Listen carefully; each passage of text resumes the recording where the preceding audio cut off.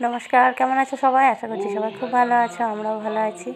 আজকে হচ্ছে ইতু পুজো, তো পুজো শুরু হয়ে গেছে। এই যে বাবা আর মা মিলে এখানে পুজো করছে। ইতু পুজো এখানে হয় না, ওটা উঠোনে করতে হয়। এটা আমাদের যে ঠাকুর ঘর আছে সে ঠাকুর ঘরে আগে পুজোটা করে নিচ্ছে।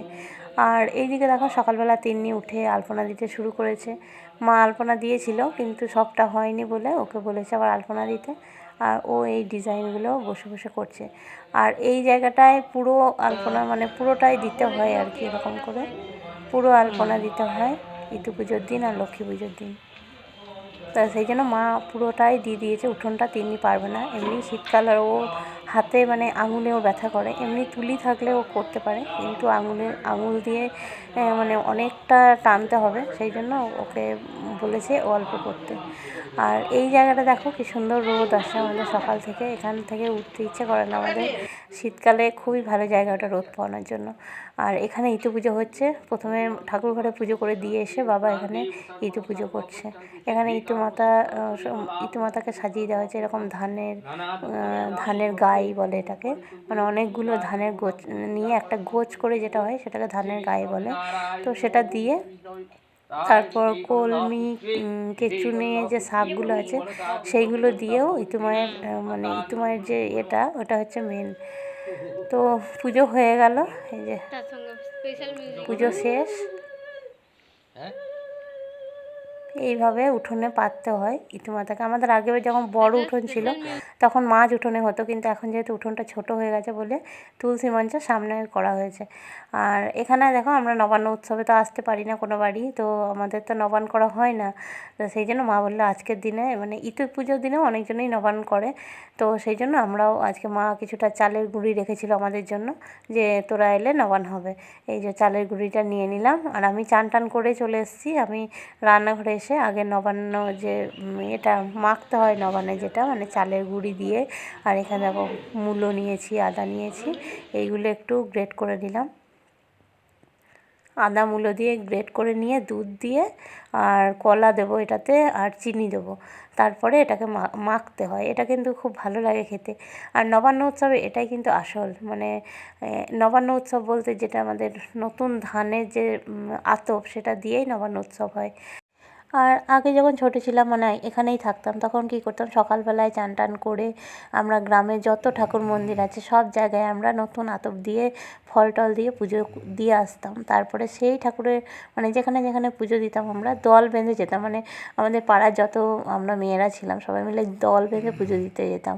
আর পুজো হয়ে যাওয়ার পরে আমরা আবার মন্দির থেকে প্রসাদ নিয়ে এসে এই নবান্নের সঙ্গে সেটা মিক্সড করতে হতো। এই যে চালগুড়িটা আমি মাখছি তার সঙ্গে ওই প্রসাদ নিয়ে নিতে হতো, তাহলে সেটা নবান্ন উৎসব মানে ওটাই হচ্ছে মেন নবান্ন উৎসব। ঠাকুরকে দিয়ে আমরা প্রসাদ খেতাম আর এইভাবে সাজিয়ে নিতাম। দেখো চালগুড়িটা আছে, তার সঙ্গে মিষ্টি, জিলেপি আর আরও সব থাকে, ফল টল থাকে নবান্নের দিনে। আমরা যেহেতু ছোটো করে করছি আজকে, তো সেই জন্য আমাদের মানে মিষ্টি দিয়ে এইভাবে করে নিয়েছি। আর সবাই খেতে চায় না, তিন্নিও পছন্দ করে না, ওর বাবাও পছন্দ করে না খেতে, সেই জন্য ওকে দেখো অল্প দিয়েছি, একদম অল্প। ও বললো মুড়ি খাবো আলু ভাজা দিয়ে, আমার ভাইও তাই মুড়ি খেলো আলু ভাজা দিয়ে, ও পছন্দ করে না। তো আমি আর তিন্নি প্রথমে নিয়েছিলাম, তারপরে ও বললো আমিও আলু ভাজা দিয়ে মুড়ি খাবো, তো সেই জন্য আমি ওটা একটু কম করে দিয়েছি আর একেও আমি কম দিয়েছি। আর তিন্নি তারপরে চলে এসেছে হচ্ছে আমাদের তারাতলা মানে তারা মায়ের মন্দিরে। এখানে মা বলেছিল আজকে ইতু পুজোর দিন তো আলপনা দিয়ে দিবি, তো ও চলে এসছে। মা টাইম পায়নি বলে আমার মেয়েকে পাঠিয়েছে এখানে আলপনা দিতে।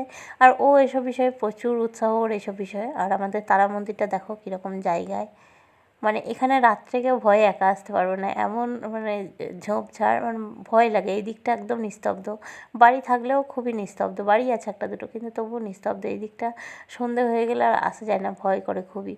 আর আমাদের রাস্তার ধারে এই যে মা কালীর তলা, এটা হচ্ছে মা কালীর মন্দির। তো তিন্নি বললো মা তারার মন্দিরে দিয়েছি, মা কালীর মন্দিরে দেবো না, তো ও এখানে বসে বসে আলপনা দিচ্ছে। আর আমি একবার দেখতে এলাম, কারণ আমাদের গ্রামে প্রচুর হনুমান হয়েছে, তো সেই জন্য আমি দেখলাম আমি দেখে আসি মেয়েটা যদি ভয় পায়, তো সেই জন্য আমি আবার দেখে গেলাম। আর ইতু পুজো তো কমপ্লিট। আর বাড়ির আলপনাগুলো দেখো এত সুন্দর আলপনা দিয়েছে তিন্নি। এই দেখো মায়ের চরণগুলো, মা লক্ষ্মীর চরণগুলো খুব সুন্দর করেছে। তো বাড়িতে আমাকে বলতো মা আলপনা দেবো আলপনা দেবো, আমি ওকে সাহস করে ছেড়ে দিতাম না, তবুও দীপাবলির সময় একটু দিয়েছিল।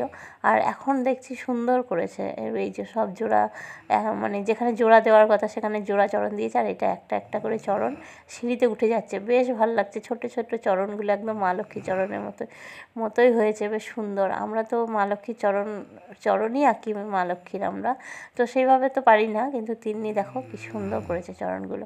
আর এই যে এটা হচ্ছে আমাদের স্টোররুম, এখানেই মা লক্ষ্মী সারা বছর থাকে, তো তিন্নি সেখানেই মা লক্ষ্মীকে ঢুকিয়ে দিয়েছে, মানে চরণ এঁকে এঁকে সেখানেই রেখে দিয়েছে আর কি। তারপরে চলে এলাম ছাদে, আর ছাদে তো একদম রোদ ঝলমলে, মানে ছাদে এলে আর নামতে মনে হয় না, এত সুন্দর রোদ।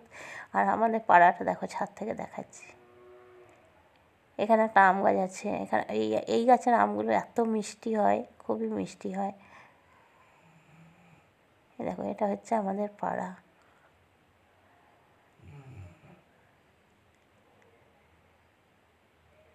আর আজকের মেনুতে হয়েছে খিচুড়ি, বেগুন ভাজা, এখানে আছে টক, আলু বেগুন মূলো এসব দিয়ে, আর বাঁধাকপির তরকারি, আর আছে হচ্ছে পায়েস।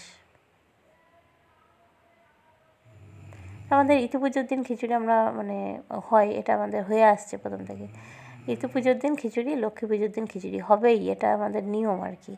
আর এখানে আমরা খেতে বসে গেছি, দিদি এসছে একটা, মানে জেঠু মেয়ে, তো সবাই মিলে খাওয়া হয়ে গেল। এখন হচ্ছে সন্ধেবেলা মা সন্ধে দিচ্ছে, আর ওই মানে চারিদিকটা এত ভালো লাগছে দেখতে, সেই জন্য একটু ভিডিওটা না করে থাকতে পারলাম না।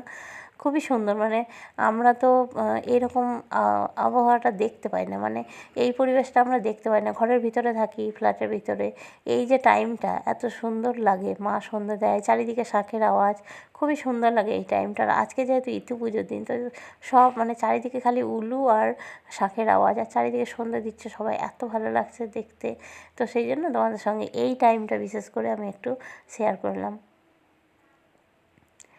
আর এখানেও ইতুতলায় চলে এসছে, মানে যেখানে ইতুমাতা আছে, তো সেখানে মা সন্ধে দিয়ে দিল, প্রদীপ দিয়ে দিল, তারপরে ধূপ দেওয়ার জন্য প্রস্তুতি নিচ্ছে।